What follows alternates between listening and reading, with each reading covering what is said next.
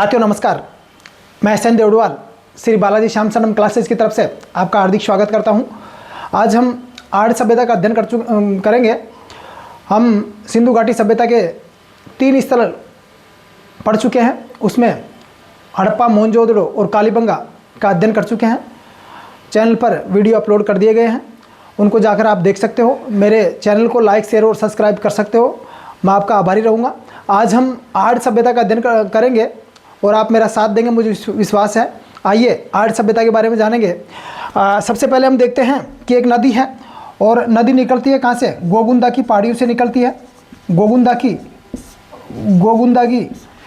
पहाड़ियाँ, और ये गोगुंदा की पहाड़ियाँ मेरे साथियों उदयपुर में है। उदयपुर मतलब मेवाड़, पुराना नाम। उदयपुर से निकलती है और ये नदी ऐसे निकलती है, यहाँ से निकल के और ऐसे आती है, ऐसे आ रही है। लेकिन मेवाड़ के राजा थे उदय सिंह। उदय सिंह ने क्या किया मेरे साथियों? एक गड्ढा खुदवाया वैसे ही, क्योंकि राजाओं के जो बैठ गई वो सही है, राजा के वचन ही कानून होते थे। एक गड्ढा खुदवाया यहाँ पर, ऐसे गड्ढा खुदवा दिया और गड्ढा खुदवाने के बाद में उसको छोड़ दिया। अब ये नदी इसके पास से गुजर रही थी। अब कटाव हुआ और कटाव होने के बाद में ये गड्ढे में नदी चल गई और वो गड्ढा एक सागर का रूप ले लिया, जो उदय सागर कहलाया। क्या कहलाया मेरे साथियों? उदय सागर कहलाया। ये नदी थी और नदी का नाम था क्या? आहड़। इस नदी का नाम क्या है? आहड़। और इस गड्ढा भर के नदी निकली तो नदी का नाम चेंज हो गया। नदी का नाम क्या हो गया मेरे साथियों? बेड़च। अब नदी का नाम क्या चेंज हो गया? बेड़च।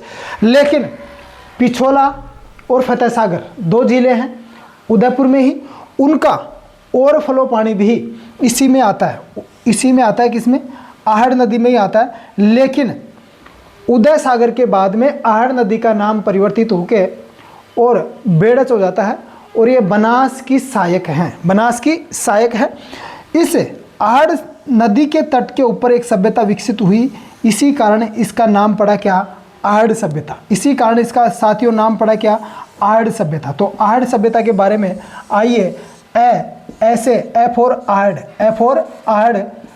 और ए फॉर आघाटपुर, यानी यहाँ पर आघाटपुर दुर्ग था। दुर्ग का क्या नाम था मेरे साथियों? आघाटपुर। ए फॉर अक्षय कीर्ति व्यास ने 1953 में इसकी खोज की थी। किसकी? आहड़ सभ्यता की खोज अक्षय कीर्ति व्यास ने 1953 में इसकी खोज की थी। ए फॉर आहड़ नदी के तट के ऊपर है, आहड़ नदी के तट पर है। ए फॉर अग्रवाल कौन सा? RC अग्रवाल, रतन चंद्र अग्रवाल ने भी 1956 में यहाँ पर उत्खनन किया। क्या किया मेरे साथियों? उत्खनन किया। ए फॉर अनाज रखने के पात्र, जिसको कोठी या गोरे कहते हैं। कोठी वर्तमान में क्या कहते हैं? कोठी। लेकिन उस समय गोरे या काठे कहते थे। गोरे व काठे दोनों कहते थे। ए फॉर 8 स्तर, आहड़ सभ्यता के 8 स्तर मिले हैं, यानी यह सभ्यता 8 बार बस चुकी है और 8 बार उजड़ चुकी है, ऐसे प्रमाण मिले हैं। वहीं से उसी प्रकार से HD सांकलिया, हसमुख लाल धीरजलाल सांकलिया या सोकलिया भी नाम मिलता है। 1961 में इन्होंने उत्खनन किया और सर्वाधिक उत्खनन करने वाले HD सांकलिया साहब भी थे। इनके साथ में VN मिश्र भी थे मेरे साथियों। अब देखते हैं आहड़ सभ्यता से क्या क्या मिला है। आइए, आहड़ सभ्यता देखो, अभी कुछ दिन पहले एक एग्जाम में, एक प्रतियोगी परीक्षा में पूछा गया है कि राजस्थान के दक्षिण पश्चिम दिशा में प्रमुख सभ्यता का स्थल कौन सा है? राजस्थान के दक्षिण पश्चिमी दिशा में प्रमुख सभ्यता का स्थल कौन सा है? तो दक्षिण में तो है ही और पश्चिम तट के ऊपर है इधर, तो कौन सी है? आहड़ सभ्यता। यहाँ पर दुर्ग मिला है कौन सा? आघाटपुर। क्या मिला है? आघाटपुर। इस कारण आहड़ सभ्यता के आसपास के स्थल को क्या कहते थे? आघाटपुर कहते थे। धूलकोट भी कहते हैं, आहड़ सभ्यता को धूलकोट भी कहते हैं, क्योंकि इसका शाब्दिक अर्थ क्या होता है? धूल यानी मिट्टी का टीला। ताम्रवती नगरी, यानी बड़ी मात्रा में तांबा मिला। विश्व इतिहास में सबसे ज़्यादा तांबा मिला, ऐसा मानो आप।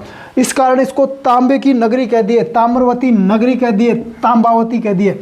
लेकिन सबसे पहले तांबे के अवशेष मेरे साथियों गणेश्वर में मिले, गणेश्वर सीकर में मिले। इस कारण ताम्र जननी किसको कहते हैं? गणेश्वर को कहते हैं। लेकिन ताम्र नगरी किसको कहते हैं? आहड़ को कहते हैं। बनास की सहायक नदी कौन सी है? आहड़ या बेड़च। इस कारण इसको बनास संस्कृति वाली सभ्यता कहते हैं, बनास संस्कृति वाली सभ्यता कहते हैं। प्राप्त साक्ष्य या जानकारी यहाँ से क्या क्या मिले, देखो जानकारी ये मिली मेरे साथियों की ग्रामीण सभ्यता थी। ये कौन सी, ये आर्य सभ्यता ग्रामीण थी। इसके जो विपरीत है वो आप देख सकते हो कि जो कालीबंगा है, कालीबंगा हनुमानगढ़, जो सिंधु घाटी, डॉक्टर दशरथ शर्मा ने सिंधु घाटी सभ्यता की तीसरी राजधानी कालीबंगा को कहा है। कालीबंगा नगरीय सभ्यता थी मेरे साथियों, सुनियोजित तरीके से बसाया गया था, नगरीय सभ्यता थी। कालीबंगा में एकल परिवार व्यवस्था थी। परिवार कैसा था, एकल परिवार था। लेकिन यहाँ पर परिवार कैसा है, संयुक्त परिवार है आहड़ में। उसी के साथ में पितृ सत्तात्मक परिवार है, लेकिन यहाँ पर क्या थी, मातृ सत्तात्मक परिवार था मेरे साथियों, क्योंकि मातृ देवी की अधिक मात्रा में, बहुत बड़ी मात्रा में मूर्तियाँ मिली हैं और मातृ देवी की मूर्तियाँ मिलने के कारण मातृ सत्तात्मक परिवार था। सरनेम के पीछे माता का नाम लगता था। परिवार की मुखिया माता होती थी। यत्र नारीस्तु पूजन्ते रमन्ते तत्र देवता, तो ये मातृ सत्तात्मक थी, कौन सी, कालीबंगा। लेकिन ये कौन सी है, पितृ सत्तात्मक। और वर्तमान में समाज भी लगभग पितृ सत्तात्मक है ना, क्योंकि सरनेम पिता का लगता है। यहाँ से बनासियन बुल मिला है, यानी बैल की मिट्टी की मूर्ति, जिसको टेरिकोटा कहते हैं, बड़ी मूर्ति मिली है टेरिकोटा, जिसको क्या कहा गया है, बनासियन बुल कहा गया है मेरे साथियों, बनासियन बुल कहा गया है। 6 यूनानी मुद्राएं मिली हैं, 6 यूनानी मुद्रा मिली हैं, यानी यूनान के, ग्रीक एंथेस के, यूनान के 6 रुपए मिले हैं। और 6 रुपयों पर अपोलो की, एक साइड में अपोलो का चित्र मिला है, दूसरी साइड में त्रिशूल का चित्र मिला है। और अपोलो किसका प्रतीक है मेरे साथियों, सूर्य का प्रतीक है। ये सूर्य भगवान का प्रतीक है अपोलो, यानी सूर्य भगवान को अपोलो कहते हैं। दूसरी तरफ त्रिशूल का चित्र मिला है उस सिक्कों पर। उसी के साथ में शव को कपड़ों सहित गाड़ने के यहाँ से अवशेष मिले मेरे साथियों। इससे ये स्पष्ट होता है कि ये लोग पुनर्जन्म में विश्वास करते थे। पुनर्जन्म में क्या करते थे, विश्वास करते थे मेरे साथियों। शव को कपड़ों सहित गाड़ते थे। शव यानी अंत्येष्टि जो संस्कार होता है, राम नाम सत्य होता है, यानी गर्भाधान पुष्पन सीमंतोनयन 16 संस्कार होते हैं। गर्भाधान पुष्पन सीमंतोनयन जातक्रमण नामक्रमण अनप्रसान चूड़ाक्रम कर्णभेद विदारंभ उपनयन और वेदारंभ, फिर केशांत समावर्तन विवाह और अंत्येष्टि यानी राम नाम सत्य। तो अंतिम संस्कार यानी अंतिम संस्कार करते समय शव को, मर्त शरीर को कपड़ों सहित गाड़ने के अवशेष मिलते हैं। इस कारण ये स्पष्ट होता है कि ये लोग पुनर्जन्म में विश्वास करते थे। और शव का सिर है वो उत्तर दिशा में रखते थे। उसी के साथ में मकानों से, जो मकानों में पानी भर जाता था, बरसात का पानी भर जाता था, उसको निकालने की एक विशेष पत्ती मिली है जिसको चक्रकूप पत्ती कहते हैं। चक्रकूप पत्ती यानी गड्ढा खोद के जो मटकी है, मटकी के ऊपर मटकी, उनमें छेद, इस तरीके की जो पत्ती मिली है उसको चक्रकूप पत्ती कहते हैं। मकानों में 2, 3 और 6 चूल्हे मिले हैं, यानी एक मकान में 2 और डबल चूल्हे भी मिले हैं, यानी एक साथ 2 चूल्हे भी मिले हैं, यानी जुड़े हुए चूल्हे भी मिले हैं। लेकिन या तो किसी भी मकान में कम से कम 2 चूल्हे या फिर 3 चूल्हे और या फिर 6 चूल्हे मिले हैं। इससे ये स्पष्ट होता है कि ये लोग संयुक्त रूप से रहते थे।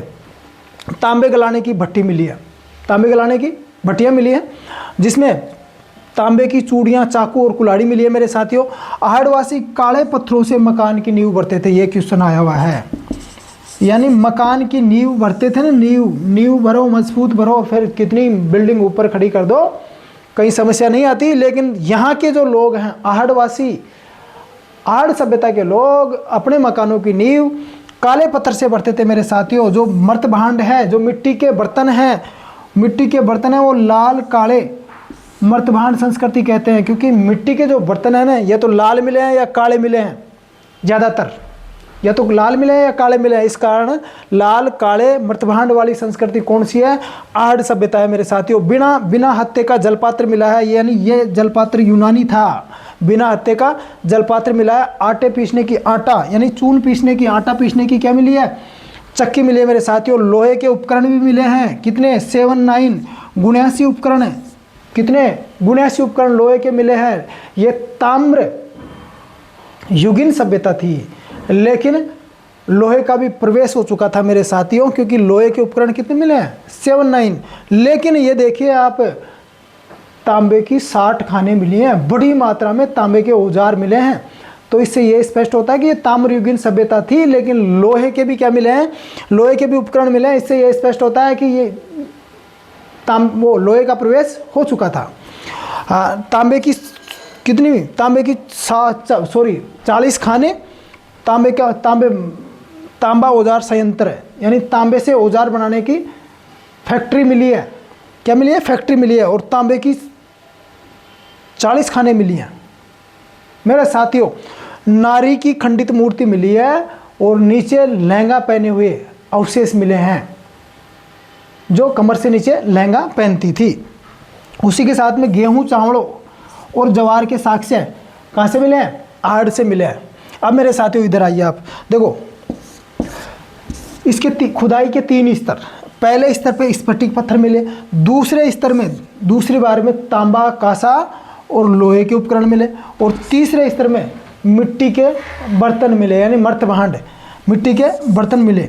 आहड़ सभ्यता के प्रमुख केंद्र बालाथल, उदयपुर। ये पूछता है कई बार, कौन सा स्थल आहड़ का नहीं है? बालाथल, उदयपुर, यानी ये ताम्रयुगीन है, तांबे संबंधित है। बालाथल, उदयपुर, गीलूंड, राजसमंद, ओजियाना, भीलवाड़ा, लाछुरा, भीलवाड़ा, धौलीमंगरा, गुजरात, धौलीमंगरा, गुजरात। लेकिन रेलमंगरा, राजसमंद, रेलमंगरा, राजसमंद। ध्यान रखना मेरे साथियों, ये राजस्थान है, ये रंगीला है, ऐसे राजपूत तेवर है। जैसे जय हो एक लिंग की सैसे याद हमें आती है सांगा, जैसे ये एक सिंह की तैसे थाथी पुरखों की जिसे दुर्ग सैकड़ों गाते हैं, ऐसे नमन उन वीरों को जिनसे हम जाने जाते हैं। राजस्थान रंगीला है मेरे साथियों। एक नाम के कई 2-2, 3-3 स्थल मिलते हैं, जैसे शेरगढ़, जैसे मुंडावर। तो बहुत से स्थल हैं, एक ही नहीं है। शाहपुरा, जयपुर, शाहपुरा, भीलवाड़ा, बहुत से स्थल है मेरे साथियों। तो ये रेलमंगरा का है राजसमंद में, धौलीमंगरा गुजरात में। जो छावा है, छावा क्या है? छावा यानी जो नहाते समय शरीर से मेल उतारते थे, उसका नाम क्या था? मेल उतारने का पत्थर, उसका नाम क्या रखा था? छावा मिला है यहाँ से। इसी के साथ में आहड़ सभ्यता समाप्त होती है। आप सबसे निवेदन है, चैनल को लाइक, शेयर और सब्सक्राइब करें। जय हिंद, जय जय भारत, जय जय राजस्थान।